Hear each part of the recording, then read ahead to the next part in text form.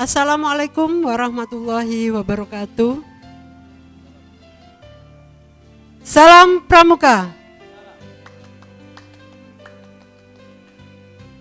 Kakak-kakak peserta KML yang saya banggakan, jumpa lagi dengan saya Kak Siti Ahya. Pada kesempatan kali ini kami datangkan beberapa narasumber yang akan berbincang-bincang santai bagaimana strategi pencapaian SKU, SKK, dan SPG. Telah hadir bersama kita yaitu Kakak Heru Dwi Cahyono sebagai Kapus Diklatcap Kuarca Bondowoso, dan beliau juga sebagai pembina di SMP Negeri 2 Bondowoso. Assalamualaikum Kak Heru. Berikutnya Kak Muhammad Iksan. Beliau adalah pelatih di Pusdiklatcap Kuarca Bondowoso dan juga beliau aktif sebagai pembina di SMA Negeri 1 Prajikan. Assalamualaikum Kak Iksan. Yang terakhir, yang paling muda, beliau adalah Kakak Muhammad Gandhi Yuda. Beliau jabatannya di Kuarcap adalah sebagai andalan cabang urusan penegak Pandega dan juga sebagai pembina di SMK Negeri 1 Bondowoso. Assalamualaikum Kak Gandhi. Kakak-kakak, tentunya kakak-kakak sudah peserta KML, mestinya sudah tidak asing lagi dengan istilah SKU, SKK, dan SPG. Namun terlebih dahulu kami akan ke Kak Heru dulu. Kak Heru ya, sebenarnya SKU itu apa dan dasar hukumnya itu apa Kak Heru? Monggo Kak Heru silakan.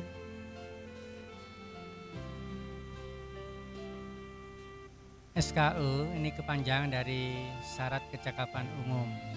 Nah, ya dasarnya yaitu SK Kuarnas nomor 198 tahun 2011.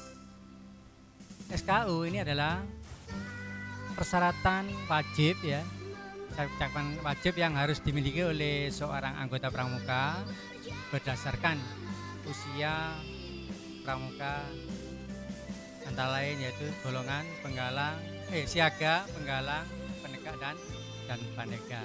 Kemudian di SK yang terbaru ini ini sudah mengembangkan 5 area kecerdasan, yaitu kecerdasan spiritual, intelektual, kemudian sosial, kemudian intelektual, dan terakhir adalah fisik. Itu yang bisa saya jelaskan tentang SKU berdasarkan SK Kuarnas 198 tahun 2011. Demikian Sebentar Kak Heru, berdasarkan tadi itu kan ada area pengembangan 5 itu ya, itu menurut SK Kuarnas. Ini Kak Heru akhir-akhir ini sepertinya WOSEM itu menambahkan satu area pengembangan. Mungkin Kak Heru bisa menjelaskan. Ada satu. Iya. Karakter ya. Oh karakter, jadi ada 6 berarti Kak. 6 ya, sehingga kalau disingkat menjadi skesosif gitu Kak Heru ya. Jadi ini ada 2 versi, kalau menurut SK Kuarnas itu sesosif, tapi menurut WOSEM itu skesosif ya. Sekarang pada Kak Iksan. Kak Iksan tentunya namanya seorang pembina ya, setelah memberikan materi tentu anak-anak itu akan diuji SKU-nya. Terus kira-kira itu bagaimana penerapan dalam menguji SKU itu Kak Iksan? Iya, pengujian SKU itu bisa formal Kak, bisa non formal. Artinya anak bisa minta diuji secara formal kepada pembina, atau kalau pembina menyerahkan pada orang lain boleh sebagai instruktur penguji, atau secara non formal, jadi pembina punya inisiatif mengadakan kegiatan, kemudian dilihat dari aktivitas anak itu. Ketika itu anak dianggap memenuhi syarat dari SKU itu, maka pembina langsung membubuhkan tanda tangan bahwa anak sudah dianggap memenuhi syarat SKU nomor tersebut gitu. Jadi itu untuk pengujiannya, Kak. Terus ini dalam proses pengujian itu Kak Iksan, apakah harus selalu berseragam pramuka? Karena banyak pembina yang masih belum paham. Silakan Kak Iksan. Sebenarnya penerapan di lapangan harus luas lah. Jadi kalau bisa menggunakan seragam, apalagi kalau materi ujiannya itu berkaitan dengan tema-tema yang mengharuskan anak berseragam, ya disarankan berseragam. Tapi ketika tidak membutuhkan seragam pun, asalkan nanti ada kesepahaman dengan peserta bisa. Misalkan ujian tentang materi olahraga kan tidak mungkin anak disuruh seragam, apalagi kalau yang dipilih renang, ya kan harus renang. Jadi luas saja, disesuaikan dengan situasi dan kondisi dan tuntutan dari SKU itu. Gitu. Sekarang Kak Gandhi, kira-kira strategi apa yang ditempuh oleh Kak Gandhi dalam pencapaian SKU? Memang di periode masa ini penempuan SKU, apalagi untuk penegak, ya, itu sudah tidak seperti zaman dulu. Maka dari itu kita perlu strategi untuk penempuan SKU itu. Kalau di Gudup kami biasanya kami terapkan untuk kelas 10 karena penegak ini. Jadi kelas 10 itu menggunakan SKU Bantara. Jadi syarat-syarat kecakapan umum Bantara. Nanti di akhir semester 1 mereka sudah bisa pelantikan Bantara. Kemudian naik di kelas 10 semester 2 mereka itu SKU Laksana. Setelah itu baru akhir semester 2 di kelas 10-nya di tingkat 10 SKU Bantara dan SKU Laksana sudah selesai dan dia sudah dilantik. Begitu itu untuk yang SKU. Terima kasih Kak. Baiklah, tentunya setelah adik-adik itu menyelesaikan SKU-nya, mereka itu berhak untuk menempuh SKK. Nah, sementara untuk di penegak ini ada persyaratan khusus untuk menempuh SKK, yaitu mereka harus sudah pernah dilantik sebagai pramuka Bantara. Gitu ya. Ya. Nah, kembali lagi kepada SKK di sini Kak. Saya ke Kak Heru dulu ya Kak ya, Kak Heru. Untuk motivasi supaya anak itu menempuh SKK itu apa yang dilakukan oleh seorang pembina? Baik Kak ya, jadi yang pertama saya lakukan yaitu kita kumpulkan adik-adik yang sudah mencapai rakit ini kalau di Tenggalang ya. Nah, kita kumpulkan, kemudian kita diskusikan kira-kira materi apa yang akan mereka uji. Kalau sudah ditentukan, baru nanti sebagai pembina saya akan berikan arahan apa aja yang harus disiapkan, termasuk juga saya memberikan kesempatan pada adik-adik untuk membaca buku referensi yang telah kita siapkan atau bisa lihat di Google. Nah, setelah itu baru adik-adik saya bebaskan untuk melaksanakan ujian itu. Misalkan kalau sifatnya tanaman atau mungkin berkebun istilahnya ya, atau mungkin berternak, nah ini silakan di rumah. Kemudian dari perkembangan itu dari awal saya suruh foto. Pada waktu awal itu saya foto, kemudian kalau tumbuhan nah itu seminggu sekali juga saya suruh foto, kemudian terakhir nanti sudah ada buahnya. Nah ini anak saya buat semacam keterangan daripada proses dari awal sampai akhir itu. Baru nanti kita amati dari hasilnya dari foto itu, bisa melalui WA lah langsung dia di WA.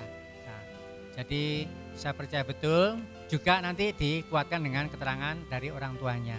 Kalau dia itu betul-betul melakukan penanaman maupun mengadakan berternak gitulah dari awal. Gitu kayak yang saya lakukan seperti itu. Demikian. Begini Kak Iksan ya, kan di penempuhan SKK itu beda dengan SKU. Kalau SKU itu kan materinya sama setiap anak. Tetapi kalau di SKK ini kan sesuai dengan kemampuan dan bakat dan minat peserta didik. Kalau Kak Iksan bagaimana strateginya supaya anak ini bisa menyelesaikan SKK-nya? Ya, setelah anak-anak Bantara biasanya kita motivasi untuk mulai menempuh SKK, terutama SKK wajib ya, 10 SKK wajib. Atau SKK yang mudah, yang mudah menurut anak. Biasanya anak-anak seperti adzan begitu ya, membaca Al-Qur'an itu terjangkau. Maka atau sholat ya. Itu biasanya mereka menempuh yang mudah-mudah dulu. Karena begitu yang mudah mereka tempuh itu akan memacu untuk menempuh yang lainnya. Ketika anak-anak dirasa berhenti ya, kok tidak menempuh, kita akan pacu dengan kegiatan-kegiatan yang sifatnya agar mereka mau menempuh. Jadi di Ambalan akan kita evaluasi program kegiatannya, kemudian kegiatan itu kita arahkan untuk misalkan ada kegiatan biar anak-anak menempuh renang, kita adakan kegiatan ke kolam renang, berlatih ke kolam renang. Ketika anak-anak sudah mulai berkegiatan di sana, nanti Kak gimana kalau saya mau menempuh TKK berenang? Kita arahkan, itu salah satu upaya kita ketika anak-anak sudah tidak berhenti motivasinya, kita beri kegiatan-kegiatan yang memacu mereka untuk mau menempuh TKK itu. Saya kira itu. Sekarang Kak Gandhi, selain motivasi yang diberikan kepada peserta didik seperti apa yang sudah disampaikan oleh Kak Iksan, kira-kira trik-trik apa lagi supaya anak itu segera menyelesaikan SKK-nya? Terima kasih Kak Ayah. Motivasi jelas kalau untuk baik SKU maupun SKK. Untuk SKK ini lebih kepada peran mereka, anak didik kita atau adik didik kita, dan itu tidak terpaku di sekolah. Makanya saya menggunakan strategi contoh sekarang, sholat, adzan, terus baca Al-Quran. Ini yang 10 itu Kak Iksan ya. Terus kemudian ada kendongan, maka dari itu bisa ujian dengan siapa saja dan di mana saja. Contohnya untuk sholat, dia umpamanya pergi ke masjid setiap sholat maghrib umpamanya, terus kemudian tanda tangan imamnya di situ, terus kemudian ada guru ngajinya, silahkan saja. Adzan juga begitu. Saya berharap anak-anak saya, adik-adik saya itu kalau adzan prakteknya justru di masjid. Kalau dia adzan di masjid atau di mushola kan pasti dia bisa adzan. Tentunya nanti penguatannya di gudeg tidak ada masalah. Terus kemudian SKK berkebun, apa yang disampaikan Kak Heru betul. Jadi tidak semua memang dilakukan harus di sekolah, tidak. Itu strategi saya. Intinya mempermudah mereka, terus target pencapaian tercapai, saya pikir tidak ada masalah. Terima kasih. Berarti untuk pengujian SKU maupun SKK ini memang merupakan tanggung jawab seorang pembina. Tetapi apabila pembina tidak mampu dan kurang ahli di bidangnya, maka bisa minta bantuan tenaga ahli yang sesuai dengan apa yang akan diujikan. Gitu ya Kak ya? Iya. Sekarang kita pada tingkatan yang terakhir Kak ya, yaitu syarat pramuka Garuda. Tentunya kalau untuk anak penggalang, mereka harus menyelesaikan tingkatan terap dulu. Sementara untuk penegak harus menyelesaikan laksana dulu ya. Saya dari Kak Heru dulu, kira-kira trik apa Kak Heru yang perlu diterapkan? Karena syarat pramuka Garuda ini boleh dikatakan cukup berat gitu Kak Heru, silakan. Betul Kak ya, jadi tidak semudah apa yang kita bayangkan di dalam menguji atau proses adik-adik untuk ke pramuka Garuda. Itu banyak sekali kendala-kendalanya. antara juga dari minat anak itu sendiri, juga kemudian juga dari dorongan dari pembina. Nah, terutama dari pembina ini, jadi kita ya harus selalu mendampingi. Begitu dia sudah diterap, kita dampingi untuk memperbanyak SKK-nya dari Purwa, kemudian ke Madya sampai ke Utama. Itu harus kita dampingi. Kalau nggak kita dampingi sulit sekali. Jadi dari tahap-tahap kita dampingi terus. Jadi kurangnya apa, baru kita kita beri bantuan lah karena dia membutuhkan bantuan. Jadi dalam proses sudah seperti itulah di Silakan Kak Iksan. Pengalaman saya untuk memacu anak-anak agar mereka mau menempuh Pramuka Garuda, sebenarnya sejak kelas 10, sejak awal itu sudah kita informasikan. Tapi ketika anak-anak kita pernah ya menyampaikan lengkap sekali ke anak-anak, banyak yang takut, ngeri karena memang Pramuka Garuda itu sangat lengkap, sangat kompleks sekali. Maka berikutnya kami strategi begini. Jadi ketika anak sudah mulai bantara selesai, sudah mulai menempuh SKK, laksana sudah mulai ditempuh walaupun belum tuntas, itu kita sudah mulai memacu anak-anak untuk mulai ancang-ancang menempuh Garuda. Saya mulai dari ayo silakan kumpulkan fotokopi rapot. Silakan. Jadi yang sudah ancang-ancang ke laksana itu tanpa kita beritahu untuk Garuda, ayo silakan kumpulkan foto. Untuk apa Kak? Sudah dikumpulkan saja. Setelah mengumpulkan, kemudian berikutnya kumpulkan sertifikat yang kalian miliki selama menjadi penegak itu.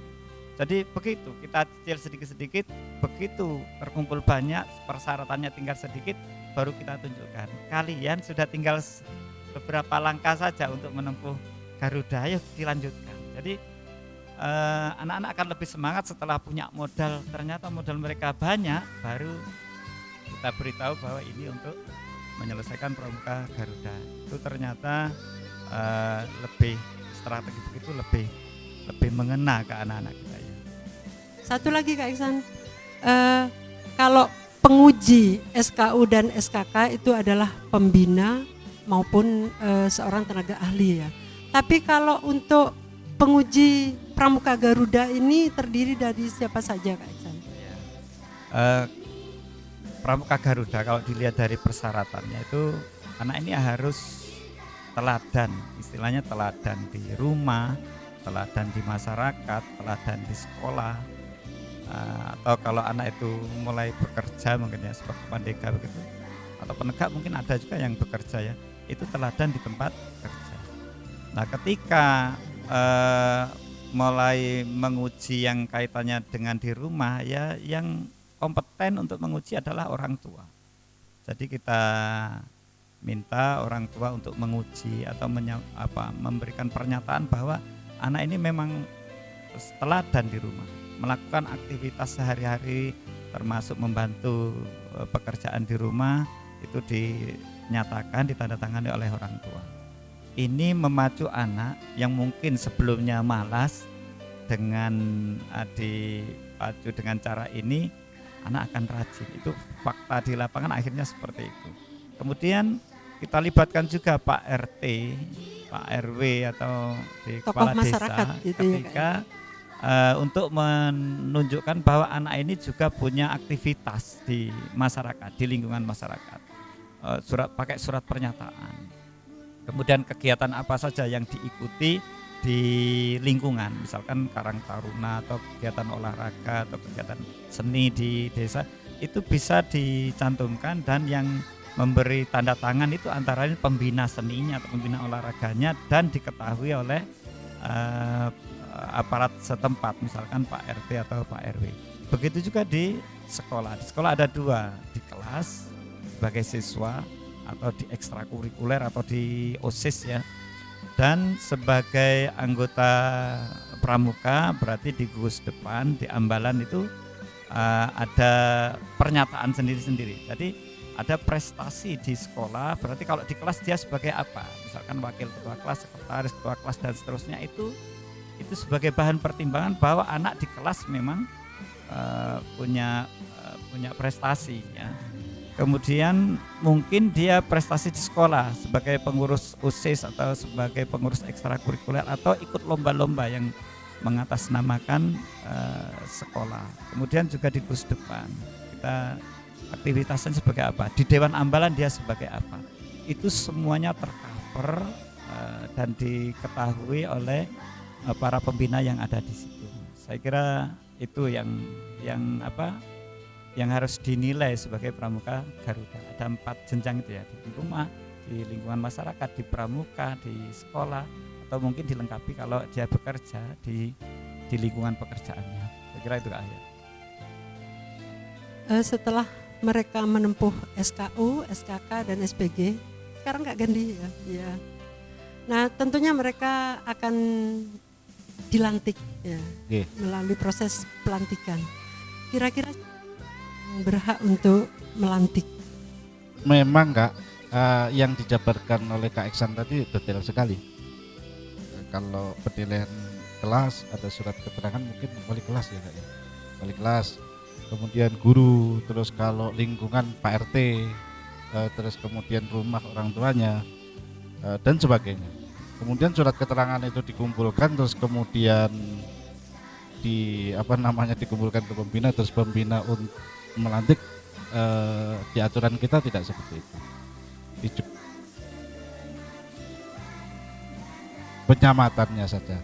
Nah, maka kita di Kuaran ya, di Kuaran, di Kuarcap, kalau di Bondowoso itu selalu ada tim penguji, verifikasi sudah sesuai apa belum dan sebagainya. Itu sesuai dengan cukran Pramuka Garuda itu, khususnya untuk penegak. Nah baru itu nanti ketika hasil verifikasinya sudah oke, sesuai cukran, baru dikukuhkan peserta didik tersebut menjadi Pramuka Garuda. Demikian. Baik, yang terakhir ini Kak Gandhi dulu. Sudah berapa Pramuka Garuda yang sudah dari SMK Negeri 1 Kak Gandhi? Iya. Mungkin informasi untuk kakak yang di gugus depan sekalian ini, bahwa sebenarnya Bondowoso kemarin kita mengawali lagi 2019 ya Kak Iksan ya. 2019 kita saat itu ada banyak, sudah ada 30 lebih mungkin se-Bondowoso. Kebetulan SMK Negeri 1 Bondowoso 2019 kemarin ada 8 peserta. 8 peserta itu yang putri 4, selebihnya putra. Kemudian 2020 ini sudah siap kami 11 peserta. Iya, mudah-mudahan Kakak ya. Amin. Terus untuk Kak Iksan sudah menelurkan berapa Pramuka Garuda? Kalau sejak tahun 2000 Kak ya, kita sudah punya Garuda 9. Kemudian tahun 2019 ini karena sudah lama ya, 2019 ini kita punya 6, 3 putra 3 putri. 2020 semuanya? Insya Allah ya mudah-mudahan lebih banyak lagi. Sudah, itu Kak ya. Kalau untuk Kak Heru sudah berapa Pramuka Garuda? Alhamdulillah selama 3 tahun itu ada sekitar 15 Pramuka Garuda. Yang tahun ini memang nggak ada. Kita belum melaksanakan dan Kuarcap juga belum melaksanakan untuk seleksi Pramuka Garuda. Baiklah kakak-kakak peserta KML yang berbahagia, demikianlah bincang-bincang kita seputar strategi pencapaian SKU, SKK, dan SPG. Jadi peserta setelah mengikuti KML ini jangan takut untuk menguji peserta didik. Jadi ikuti apa yang dimaui oleh peserta didik. Jangan sampai kita yang maksudnya memaksakan supaya butir ini harus ditempuh, tetapi kita sebagai pembina harus bijaksana. Jadi kita mengikuti apa yang dimaui oleh peserta didik, dan kita sebagai pembina juga harus bersifat fleksibel dalam proses pengujian. Mudah-mudahan kakak-kakak peserta KML ini setelah dari sini bisa menelurkan penegak-penegak Garuda. Terima kasih. Kurang lebihnya mohon maaf. Wassalamualaikum warahmatullahi wabarakatuh.